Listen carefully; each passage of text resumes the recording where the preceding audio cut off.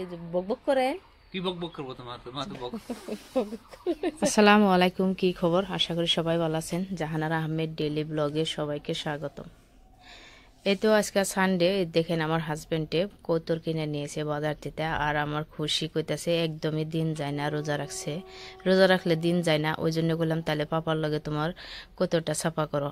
তো সাফা করে আসলো। তারপরে এই যে গোড়া মাছ নিয়েছে, বিল্লার জন্য মাছ নিয়েছে। তো রবিবার হলে মানে কোনো সারাদিন আর মানে ই নাই, আমি দুইটা তুপ্তি মানে এইসব কাম রান্না বাড়ার বেজাল নিয়েই থাকর লাগে রবিবার হলে। মানে সপ্তাহে 2 দিন বাজার, বাজারের 2 দিন আর অন্য কোনো কাম নাই, বহাও যায় না। তো রোজা থেকে তো ভালো লাগে না পিছবেলার রান্না বাড়া করার, যেহেতু আমি চৌকায় রান্ধি, মাটির চুলায় রান্ধি। আঙ্গ তো গ্যাস আছে, ইন্ডাকশন আছে, তাও আমি আইসালে রান্ধি যাতে গ্যাসটা বাঁচে অল্প। গ্যাসের যে দাম, তো যেহেতু গ্রামের মেয়া, আমরা আইসালে রান্দা জানি, সব মানে গ্যাসেও রান্দা জানি। এগুলা যে খালি গ্যাসে রান্ধন লাগবো তা তো না। যেহেতু তো কয়েকদিন ধরে এক ভাইয়া আমার ভিডিওতে কমেন্ট করে থাকে, পিঙ্কি সাদ্দাম আলী। তো ভাইয়া আপনি পিঙ্কি কমেন্ট করেন, আপনি সাধারণত আমি জানি পিঙ্কি মানুষের নাম। তো আমি আপনার কমেন্টটা আমি বুঝতে পারি না আপনি কি আমারে বুঝাবার চাইছেন পিঙ্কি কইয়া।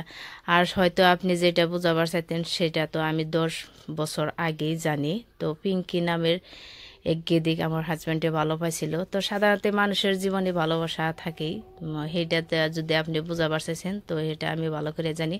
আমার হাজব্যান্ড এরকম একটা হাজব্যান্ড তো পাওয়া একটা মেয়ে মাসের কপাল লাগবো আমার মতো একটা হাজব্যান্ড পাওয়া। তো আমার হাজব্যান্ড এরকম যে আমার কাছে আজ পর্যন্ত এরকম কিছুই ছাপাই নাই যে তার জীবনে কি কাহিনী হয়েছে কি না হয়েছে, সব কিছু A to Z আমি বিয়ে হওয়ার পরে আমার কাছে সব কিছু শেয়ার করছে। আর আমি ওইরকম একটা ভালো বউ যে এবার কিছু যে রাখে নাই আমার, যে ছাপাইয়া যে না আমার বউর কাছে কোয়া যাব না।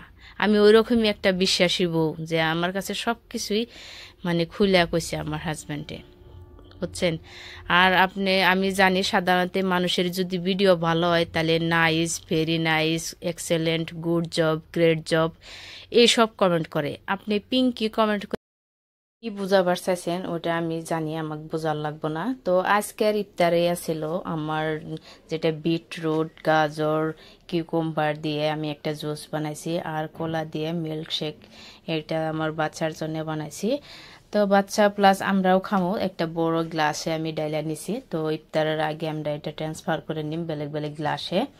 তো আর ইফতারে আমি রেডি করতেছি, সময় ওই নাই, তার আগে মানে আমি 10 মিনিট আগে কমসে কম আমি ইফতারিগুলো রেডি করি যাতে ইফতার সামনে নিয়ে অল্প দোয়া করতে পারি।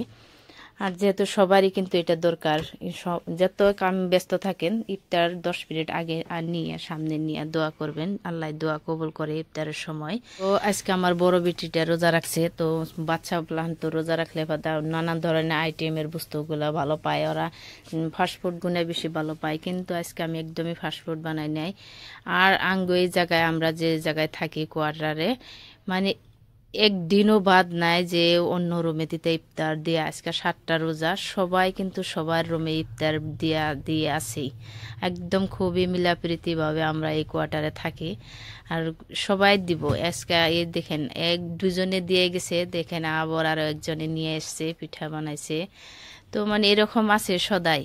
তো ভালো লাগে কিন্তু আমিও দিই মাঝে সময়, মানে কি আমি সবাই দিয়ে দিই থাকি। আর প্লেট এত এত জমা হয়েছে আমার রুমে। তো তো আজকের ভিডিও এতুকতি, সবাই ভালো থাকেন, সুস্থ থাকেন, আর আমাদের জন্য দোয়া করবেন। আল্লাহ হাফিজ।